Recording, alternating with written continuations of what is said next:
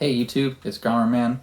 Instead of doing a Las Vegas video today, we're going to do a short GoPro Hero 8 review from a motovlogger's perspective, and we're going to compare it side by side with my old Hero 3 Black setup, so stay tuned for this content.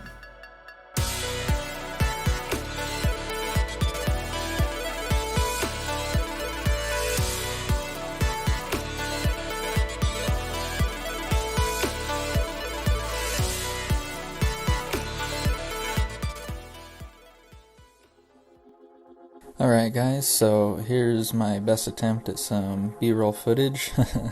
Just working with what I got here, but this isn't going to be an unboxing video. This is literally just going to be a side-by-side comparison with my older GoPro setup. So if you have something similar, this will give you a good idea as to what to expect if you are thinking about upgrading to the new Hero 8. In the upcoming clips I'm about to show you, I want to talk about some of the settings I'm using. I wanted to keep things as fair as possible between the two cameras, so they're both set to 1080p, 60 FPS, with everything else set to default, except on the Hero 8, I have Hypersmooth enabled. My Hero 3 audio did not work because I forgot to plug in my helmet microphone, so all the audio you'll be hearing will be from the Hero 8. So here's the clips, enjoy.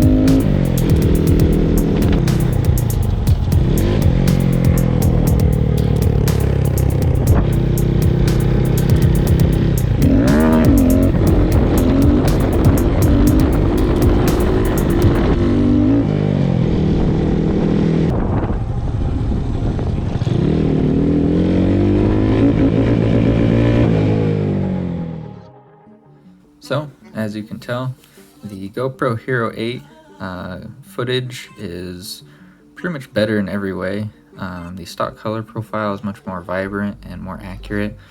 There's a lot more detail in the road and trees, and it's just crisper in pretty much every way. And it's smoother thanks to Hypersmooth. Now if you're new to the GoPro game, all GoPros are pretty easy to use, even the Hero 3, especially if you have the touchscreen attachment on the back, which I don't have on mine right now, but I do have it. But the Hero 8 is like a whole nother level. It's very simple to use. It's very basic for even somebody new to GoPro to be able to pick up and learn. If you want to use it, I have a screen lock set up here. So it's pretty simple to use. If you want to get to your general settings, you'll swipe down from the top. This is where you can find like your connectivity and touchscreen settings and all that stuff. But if you want to change your actual video output, like recording settings, you'll click this right here. There's different profiles you can set up. We'll just go into this one.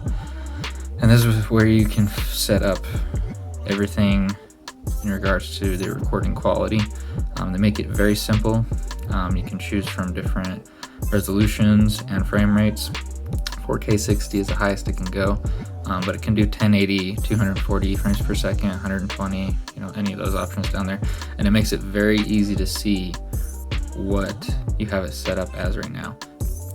I'm going to keep it at 4K 60 because that's what I plan on doing all of my rides at this year.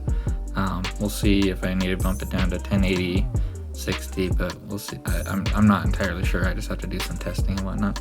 Hypersmooth is there. You can choose how wide of an angle you want your lens to be, whether it be super view, wide, or linear. I'm probably going to do wide for 4K 60. It's all super easy to navigate. It's touchscreen. There's options here for more advanced users like ISO, shutter speed, You can change your exposure offset.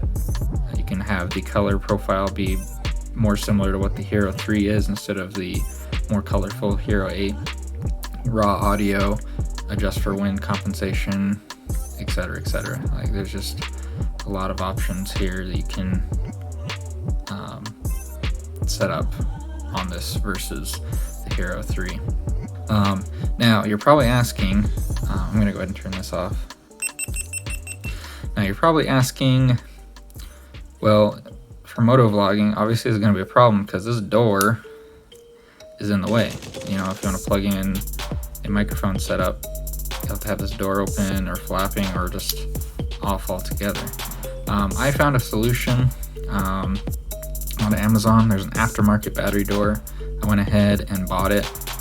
It attaches here in the same spot, and what it does is it has the same kind of mounting mechanism up here at the top, but down here it has a cutout for your USB Type-C, and it allows it to still clip into place. And I'll probably have a picture of it on the Amazon page up on screen here, and that'll allow you to still connect the older GoPro mic adapter for doing motovlogging.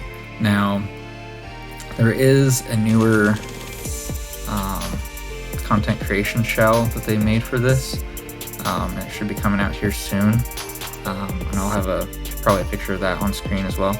I thought about doing this, but it does add a little bit more bulk to the outside of the GoPro Hero 8, and then it also has a microphone over here, and I worry about the water resistance of that. Both setups are not going to be very water resistant, but the older setup is cheaper than the newer one.